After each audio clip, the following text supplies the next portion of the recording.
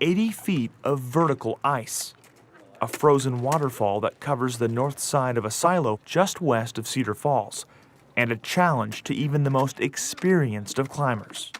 Oh my gosh, Iowa's packed with outdoor opportunities. I mean, the state is really filled with people like me doing tons of different things like this. This is world-class climbing in Iowa. Charlie Whitmack knows a lot about climbing.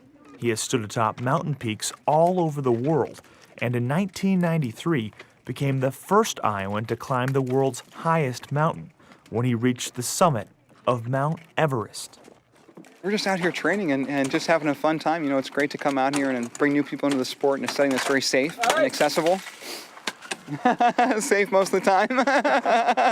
And it's just fun, you know. It's just, if you love the outdoors, you love doing stuff, and that's what we're doing out here.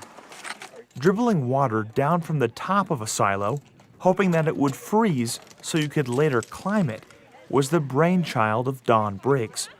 Don is a physical education instructor at the University of Northern Iowa. One day, while helping a friend with some field work, he began eyeing the surrounding silos and imagining ways to climb them. And then all of a sudden the light bulb went on. Maybe we could spray it down with water, and if the ice would adhere to the silo, maybe that would work.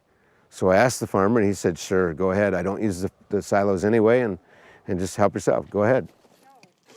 Don received some expert advice and learned all one needs to make ice is water and freezing temperatures. Both are readily available during an Iowa winter.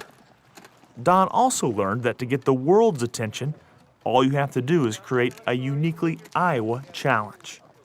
We had actually a world champion ice climber from Canada, and he climbed the ice, and he said this is one of the most difficult places to climb. I've climbed a lot of different places, and silo ice climbing is more difficult than anything I've ever climbed because it's pure vertical.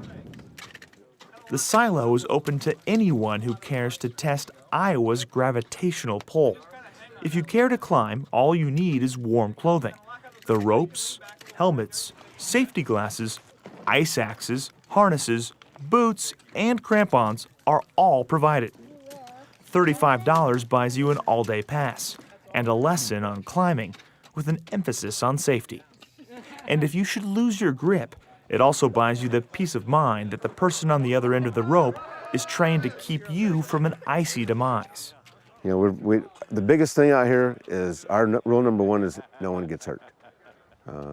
Safety, safety, safety is what we practice at all times. We check everything 3 times. We don't need any injuries or, you know, we're out here to have fun, not get somebody hurt. People that have tested the ice-encrusted silo range from experts to novices. Climbers have to be at least 10 years old, but there is no upper age limit. So far, the oldest person to challenge the ice was 86.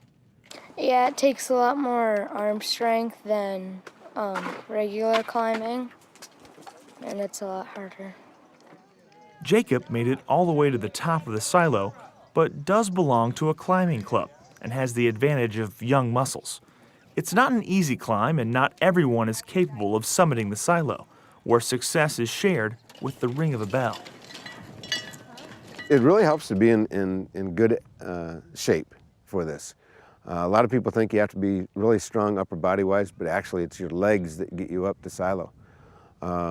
We've had, I'm going to say, maybe 1 in 25 people make it to the top their first time. And most people get up about 10, 20 feet and they start to fatigue. Their arms get really tired because they've been using their arms to climb as opposed to their legs. And they'll come back down and go in the warming house, get a cup of hot chocolate and relax a little bit and then go back out. And they always go higher the second time. So it's a real quick learning curve with the silo ice climbing. And it's fun to watch the people progress as they get better. The silo is on Rusty Limemaster's farm, about 3.5 miles west of Cedar Falls and just off Highway 57. It was 4 years ago Don Briggs approached Rusty with what seemed to be a questionable request to ice down one of his grain bins. I thought he was absolutely crazy. And my youngest daughter happened to be home at the time. She said, "Dad, let's do that." And Briggs hopped all over it, and like they say, the rest is history. It took off from there, yeah.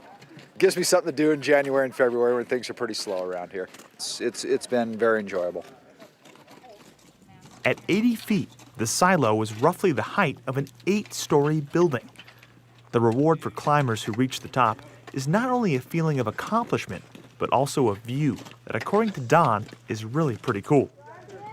Climbs begin when temperatures are consistently below 26 degrees. You can check for climbing conditions or find directions to the silo by visiting siloiceclimbing.com. My dream someday is to be driving down the highway and look off in the distance and see a silo, another silo with ice on it, and that somebody else has taken this on and run with it. Don has shown that there are plenty of Iowa fields where dreams can become realities, and that if you build it, they will come. Oh, I think it's wonderful that Iowa has something like this. I think we have all these little hidden nuggets in Iowa, and this is another one of those things. It's just beautiful. You know, you get out into the country, and then all of a sudden, you've got an opportunity like this right here in front of you.